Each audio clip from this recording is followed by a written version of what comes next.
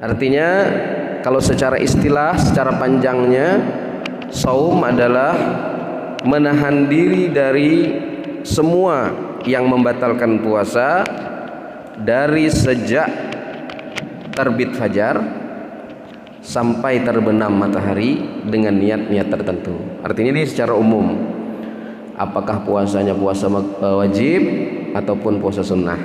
Yang jelas pengertian saum secara istilah menahan diri dari semua yang membatalkan puasa sejak fajar sampai terbenamnya matahari dengan niat-niat tertentu. Itu pengertian saum secara istilah. Jadi bisa kita pahami bahwa saum tadi itu intinya menahan diri. Tapi karena hubungannya dengan Ramadan, maka menahan diri dari sesuatu yang membatalkan puasa. Kemudian sejarahnya, Bu. Sejarah atau dalil disyariatkan puasa. Kapan puasa itu disyariatkan oleh Allah Subhanahu wa taala? Puasa itu seperti yang kita tahu, dalilnya perintah Allah dalam ayat suci Al-Qur'an surah Al-Baqarah ayat 153. A'udzu billahi minasy syaithanir rajim. Bismillahirrahmanirrahim. Ya ayyuhalladzina amanu kutiba alaikumus shiyam kama kutiba alal ladzina min qablikum la'allakum tattaqun. Ini mungkin hafal semua gitu, Bu, ya. Kata Allah, ya ayyuhalladzina amanu, wahai orang-orang yang beriman. Jadi perintah puasa itu dikhususkan kepada orang yang beriman kepada Allah. Berarti orang-orang kafir tidak diseru, tidak diperintahkan oleh Allah Subhanahu wa taala. Kutiba alaikumus shiyam, diwajibkan atas kalian berpuasa. Nah, di sini kata kalimat shiyam tadi. Shoma yasumu sauman wa siyaman. Siyam, di situ kata-kata siyam terambil. Jadi puasa ini diwajibkan atas orang-orang yang beriman. Kama kutiba 'alal ladzina min qablikum, sebagaimana diwajibkan juga atas orang-orang sebelum kalian. Artinya sebelum umat Nabi Muhammad juga ada perintah diwajibkannya untuk melaksanakan ibadah puasa, la'allakum tattaqun, supaya kalian menjadi orang yang bertakwa. Ini kita jelaskan nanti sedikit secara pelan-pelan. Nah, dalam tafsir Ibnu Katsir itu menjelaskan bahwa umat-umat terdahulu itu diwajibkan berpuasa juga. Umat terdahulu sebelum Nabi Muhammad. Umat sebelum Nabi Muhammad itu mereka disyariatkan berpuasa, cuma beda dengan umat sekarang ini. Apa? Umat-umat terdahulu itu kalau puasanya diwajibkannya kapan? Setiap 3 hari pada setiap bulannya. Misalnya bulan Muharram tanggal 1, tanggal 2, tanggal 3 itu wajib sebelum Nabi Muhammad. Nanti bulan Safar sama lagi 3 hari.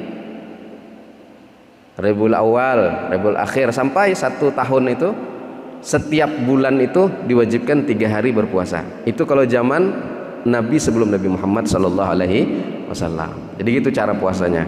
Nah, ini yang disebut tadi itu kama kutiba 'alal ladzina min qablikum, sebagaimana diwajibkan atas orang sebelum kalian. Nah, jadi dalam Islam itu ada beberapa jenis puasa yang disyariatkan. Di antaranya puasa Ramadan yang diturunkan perintah kewajibannya itu pada bulan Sya'ban.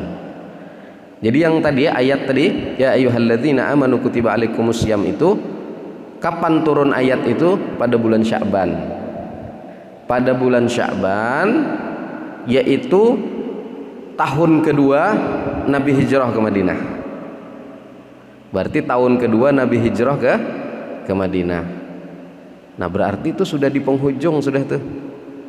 Lalu pertanyaannya bagaimana Nabi Muhammad sebelum hijrah tadi? Kan Nabi lama tak di Mekah. Sebelum hijrah ke Madinah kan Nabi di Mekah dulu. Macam mana syariat Nabi Muhammad puasanya? Padahal puasa sudah diperintahkan.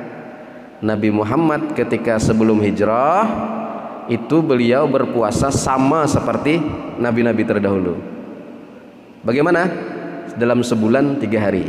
Nah itu cara Nabi puasa, mengikuti syariat Nabi terdahulu. Jadi Nabi itu Bu, kalau dia disyariatkan, diperintahkan untuk puasa Ramadan ini tahun kedua Hijriyah, kedua Hijrah, maka Nabi itu hanya melaksanakan puasa dalam seumur hidupnya 9 kali. Nabi Muhammad cuma 9 kali. 8 kali 29 hari, 1 kali 30 hari. Nah, jadi gitu. 29 hari banyak ketemu Nabi, 8 kali. Kemudian 30 hari 1 kali. Nah, itu adalah syariat puasa. Kemudian dalam hadis ada juga dalilnya, tadi Quran dalilnya ya ayyuhalladzina amanu kutiba alaikumusiyam. Dalam hadis apa? Dalam hadis yaitu bunyal Islam ala khamsin. Islam itu dibangun atas 5 perkara. Yang pertama apa? Syahadati alla ilaha illallah wa anna Muhammadan Rasulullah. Yang pertama rukun Islam. Yang pertama mengucap 2 kalimat syahadat. Kemudian wa iqamis shalah. Yang kedua mendirikan sholat. Mendirikan, bukan mengerjakan sholat, tapi mendirikan sholat. Kenapa maka sekarang kita temui orang ahli sholat, 5 waktu tak pernah ketinggalan, tapi masih melakukan hal yang dilarang oleh Allah SWT. Banyak yang sholat tapi masih banyak juga yang korupsi. Banyak yang sholat tapi masih banyak juga yang melakukan maksiat. Kenapa? Karena mereka hanya melaksanakan sholat, bukan iqamis shalah, bukan mendirikan sholat. Karena kata Allah, kata Rasulullah, wa iqamis shalah, mendirikan sholat. Kalau sudah mendirikan sholat baru inna sholata tanha anil fakhsyai wal munkar. Kalau sudah mendirikan sholat baru sholat tadi bisa mencegah daripada perbuatan keji dan mungkar. Tapi kita banyak mengerjakan sholat, bukan mendirikan sholat. Karena orang yang mendirikan sholat itu akan tumbuh dalam hatinya malu kepada Allah Subhanahu Wa Taala, akan tumbuh segan, akan tumbuh merasa diawasi oleh Allah Subhanahu Wa Taala. Nah, itu kalau orang yang mendirikan sholat. Mudah-mudahan kita semua ditakdirkan oleh Allah dalam golongan orang yang mendirikan sholat. Kemudian wa itaiz zakah. Yang kedua, yang ketiga yaitu membayar zakat. Sebentar lagi kita sekarang sudah bisa bayar zakat.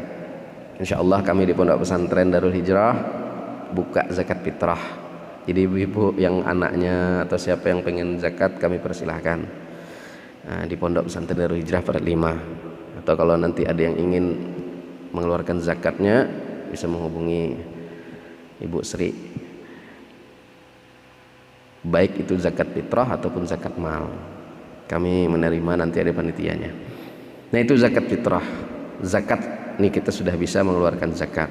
Itu adalah bangunan Islam yang ketiga, yaitu zakat. Kemudian wahajjil baiti. Nah kalau kita rukun Islam biasanya Bu ya, hajjil bait ini, haji ini posisinya di nomor 5, tapi ini nomor 4. Enggak? Nah ini apa tidak tahu saya ini alasannya kenapa begini.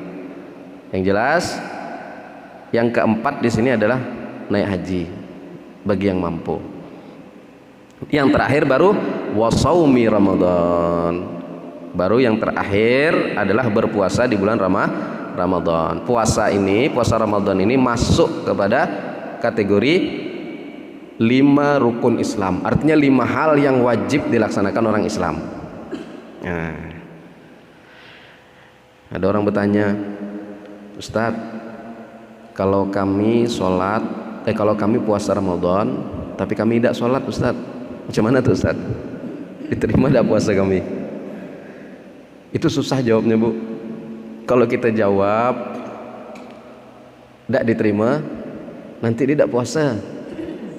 Kalau gitu Pak, malaslah kami puasa Ustadz, tak juga diterima. Sedangkan dia ini tak biasa sholat. Ada orang-orang tuh Bu yang tak biasa sholat 5 waktu. Jadi dia puasa bulan Ramadan tapi penuh. Nah, ini lucunya. Ini macam mana jawabannya Bu? Kalau kaget ada yang nanya seperti itu, Ustadz, kami ini puasa Ustadz 30 hari ini alhamdulillah. Tapi kami tak pernah sembahyang.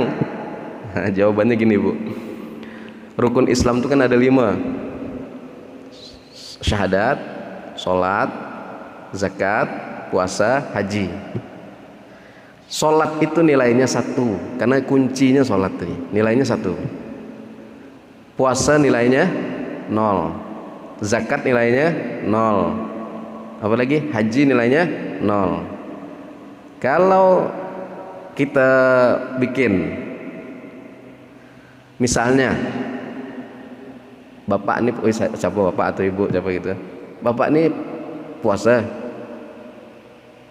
maka kita tulis dulu 0, berarti puasa kan nilainya 0. Bapak zakat 0, bapak haji 0. Sholat tidak ada nilainya kira-kira 0, 0, 0, 3 kok tak ada nih, tak ada nilai. Tapi seandainya bapak misalnya sholat, tulis dulu sholat berarti nilainya 1, puasa nilainya 0, zakat nilainya 0, haji nilainya 0. Ada tak nilainya? 1, 0, 0, 0, jadi nilainya 1000. Nah, begitulah kalau kita tidak sholat. Nah, jadi dia tidak singgung Bu. Jadi kalau bapak pengen tak ada nilainya di sisi Allah, maka ini tadi tuh harus dikerjakan. Berarti sholat tadi itu harus dilakukan kalau ingin mendapatkan pahala. Kalau tidak, puasanya sah secara fikih.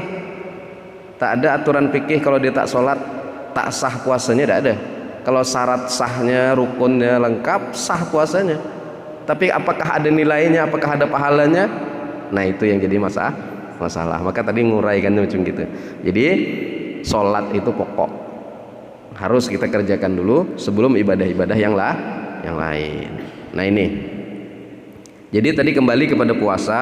Puasa itu adalah apa tadi? Rasulullah hanya 9 kali seumur hidupnya, 8 kali 29 hari, 1 kali 30 hari. Itu adalah daripada puasa. Jadi puasa ini macam-macam. Saya tidak jelaskan puasa sunnah, cukup puasa wajib aja Bu ya. Karena konteksnya kita ini adalah puasa Ramadan. Puasa itu macam-macam, ada puasa sunnah, ada puasa wajib, ada puasa makruh, ada puasa yang diharamkan. Kita karena bicara masalah Ramadan, maka saya akan sampaikan aja puasa yang wajib itu sebenarnya bukan cuma Ramadan. Masih banyak yang lain lagi. Apa contohnya? Diantaranya puasa yang wajib itu, diantaranya yang pertama puasa Ramadan. Puasa Ramadan tuh hukumnya wajib ain. Wajib ain tuh kita satu persatu nih per individu bahasanya, per orang. Nah, itu wajib melaksanakannya. Ada fardu kifayah ya, ada fardu ain.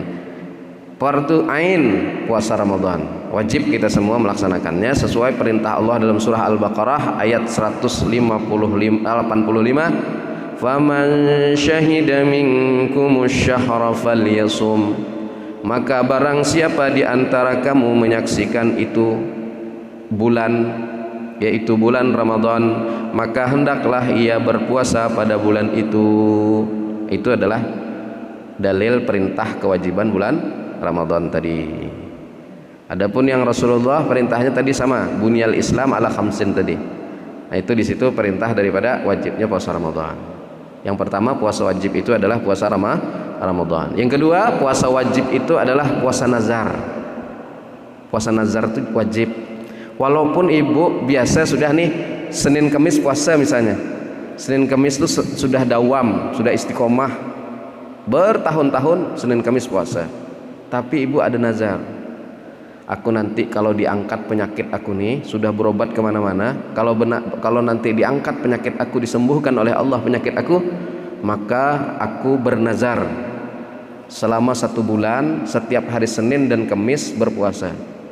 Padahal hukum puasa Senin Kamis adalah sunnah. Tapi karena ibu bernazar, aku akan puasa Senin Kamis selama 1 bulan penuh, tak ada ketinggalan. Maka puasa Senin Kamis hukumnya menjadi wajib karena dia nazar. Begitu juga dengan yang lainnya, hari-hari lain. Ya. Nah, itu. Yang pertama, yang kedua adalah puasa nazar. Jadi wajib, Bu, nazar. Nanti aku kalau misalnya disembuhkan penyakit, aku mau berpuasa setiap bulannya selama 1 tahun 3 hari setiap bulan aku puasa. Nah, ini nazar. Jadi wajib hukumnya. Walaupun dalam hukum kita 3 hari itu sunnah. Atau puasa Daud sunnah. Tapi karena kita nazarkan selama sebulan aku puasa Daud, sehari puasa sehari tidak, nah, maka menjadi wajib karena dia dinazar tadi. Apa dalilnya perintah wajib nazar itu? Adalah dalam surah Al-Hajj 29, wal yufu nudurahum. Kata Allah, dan hendaklah mereka menyempurnakan nazar-nazar mereka. Itu dalil kewajibannya. Kemudian Rasulullah SAW bersabda, man nadhara an yuti' Allah falyuti', wa man nadhara an ya'siyahu fala ya'sih. Barang siapa bernazar untuk melakukan ketaatan kepada Allah, maka taatilah. Dan barang siapa yang bernazar untuk melakukan maksiat kepada Allah, maka janganlah ia bermaksiat. Jadi kalau kita bernazarnya untuk ketaatan, Bu, aku nanti pengen puasa kalau misalnya diangkat penyakit, aku nanti pengen sembahyang ini, aku nanti pengen bersedekah, aku nanti pengen berziarah ke sini. Nah, itu laksanakanlah kata Allah. Tapi kalau misalnya nazarnya tuh yang nazar maksiat, jangan. Dengan maksiat macam-macam lah, Bu, ya. Pokoknya bernazar kalau bermaksiat tidak boleh. Ya, aku nanti kalau misalnya diangkat penyakitku nih, aku selama sebulan tidak ada pakai jilbab, berjalan ke pasar misalnya, ibu-ibu kan. Nah, ini namanya maksiat, tidak boleh tuh, walaupun nazar. Nah, itu ya, Bu, ya. Nah, itu tadi puasa yang wajib. Yang kedua, puasa qadha. Nah, puasa qadha ini wajib walaupun setelah nisfu Sya'ban. Kan nisfu Sya'ban tuh hukumnya, nisfu Sya'ban tanggal 16, 17, 18 sampai berapa itu hukumnya haram puasa. Asal sebenarnya hukumnya. Tapi ada pengecualian. Kalau dia qadha belum selesai, maka hukumnya wajib. Atau ibu sudah dawam puasa Senin Kamis. Ibu ini sudah puasa bertahun-tahun, sudah tidak pernah ketinggalan Senin Kamis. Tiba tanggal 16, 17 Sya'ban kena hari Senin, tanggal 18-nya kena hari Kamis, maka tidak haram hukumnya. Lanjutkanlah puasa Senin Kamisnya. Kalau ibu tak ada sama sekali dawam puasa sunnah, maka tidak boleh hukumnya. Di sini ada keterangannya, nanti kita jelaskan. Itu yang ketiga adalah puasa qadha menjadi wajib hukumnya. Kemudian puasa kafarat, bayar denda, bayar pelanggaran lah. Nah, ini contohnya melakukan hubungan suami istri di bulan Ramadan, itu dua bulan berturut-turut kafaratnya. Itu yang 2 bulan itu jadi wajib hukumnya. Atau ada yang menzihar suami, tapi suami ibu bilang, ibu ini dibilangnya sama wajahnya dengan mamanya, mirip. Ibu ini dibilangnya sama orang tuanya yang perempuan. Ini jihar namanya, menyerupakan istri dengan ibunya. Maka ini juga ada puasanya.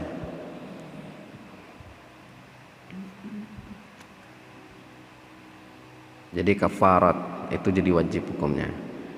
Sebagaimana Allah SWT menjelaskan dalam surah An-Nisa, faman lam yajid fasyamu syahrain mutatabi'aini taubatan minallah. Barang siapa yang tidak memperolehnya, maka hendaklah ia si pembunuh berpuasa 2 bulan berturut-turut. Orang yang membunuh umat Islam di antaranya, ya. Orang yang membunuh umat muslim secara tidak sengaja, maka hukumannya adalah berpuasa. Kemudian yang kelima, puasa pengganti dam dalam haji dan umroh. Ibu sudah haji, sudah umroh kan ada dam. Nah itu juga puasanya menjadi wajib. Kemudian yang keenam adalah puasa istisqa sebelum sholat istisqa, sebelum sholat minta hujan. Itu puasanya kalau apa? Puasa ini wajib karena ada perintah dari penguasa. Kalau misalnya bupati kita bilang besok warga masyarakat Tanjung Jabung Barat kita melaksanakan sholat istisqa, ada perintah dari pejabat, ada penguasa kita, maka sebelum apa tuh puasa kita puasa, nah, gitu. Itu adalah diantara puasa wajib. Adapun puasa sunnah diantaranya Senin Kamis dan lain sebagainya tidak dijelaskan. Ada puasa makruh.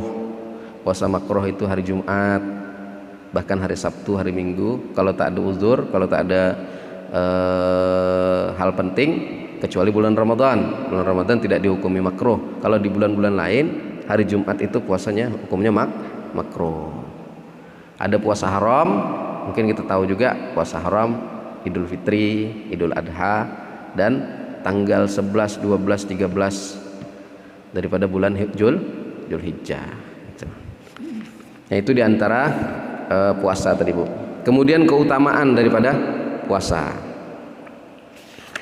Tadi di dalam ayat Al-Quran itu kita ada dengar la'allakum tattaqun di ujungnya.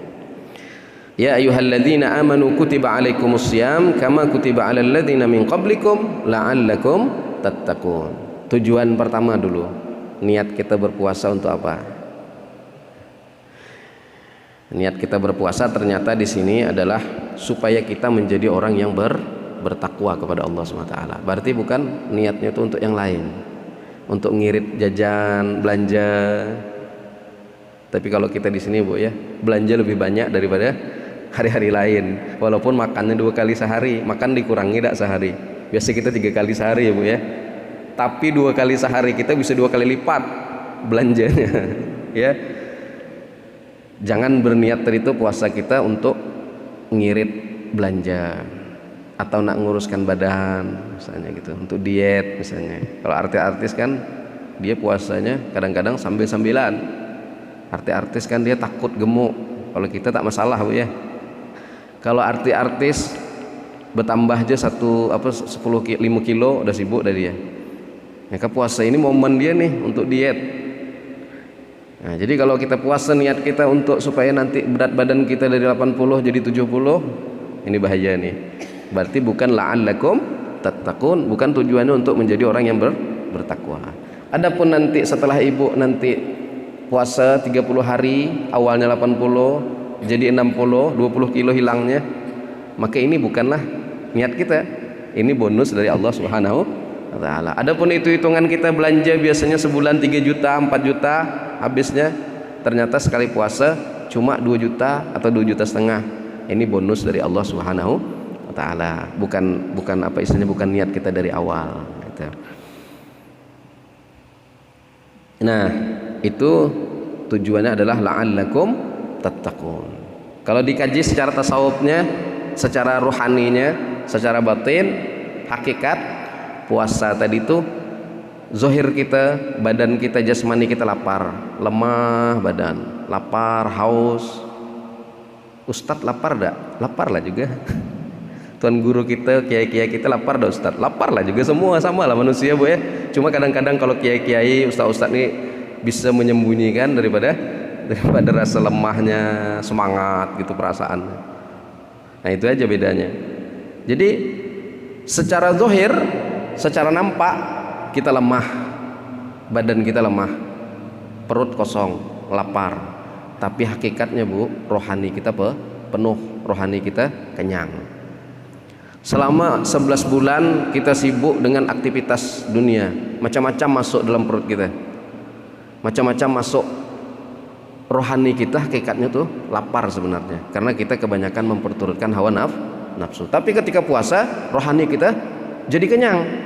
Kok bisa berbalik itu Ustaz? Nah, inilah puasa. Puasa ini Bu, dalam kitab-kitab diceritakan, jangankan orang Islam, orang Hindu itu Bu, kalau dia ingin melaksanakan apa begitu, tirakat apa begitu ya, nak melaksanakan sesuatu, puasa mereka Bu. Bahkan orang puasa ini diceritakan firasatnya tajam. Maka kalau orang Hindu kah, orang Buddha, kalau dia latihan puasa misalnya, melaparkan badannya, melaparkan perutnya, itu bisa aja juga mereka mendapatkan firasat yang tajam tadi, apalagi orang Islam. Nah, maka orang kalau berpuasa secara tasawuf, rohaninya sebenarnya kenyang. Makanya kita semangat baca Al-Quran di bulan puasa, semangat beribadah bulan puasa. Beda dengan bulan lain ya Bu ya. Kalau bulan puasa ini semangat kita beribadah, berzikir semangat, baca Quran semangat. Kenapa? Karena hidupnya rohani kita tadi itu. Nah begitu. Nah ini diantara tujuan kita berpuasa, supaya menjadi orang yang bertakwa. Karena ada cita-cita kita Bu selain takwa, cita-cita akhirat. Kalau cita-cita dunia banyak. Cita-cita dunia pengen sugih, pengen banyak duit, cita-cita dunia. Yang sekolah pengen dapat gelar, yang bekerja di kantor honor, cita-citanya pengen diangkat jadi PNS, yang sudah jadi PNS pengen naik pangkat. Itu cita-cita dunia. Cita-cita akhirat kita apa Bu? Menjadi orang yang bertakwa di sisi Allah Subhanahu wa taala. Inna akramakum indallahi atqakum. Sesungguhnya orang yang paling mulia di sisi Allah adalah orang yang bertakwa. Yang dikejar adalah takwa. Di antara supaya kita menjadi orang bertakwa adalah melaksanakan puasa di bulan Ramadan. La'allakum tattaqun.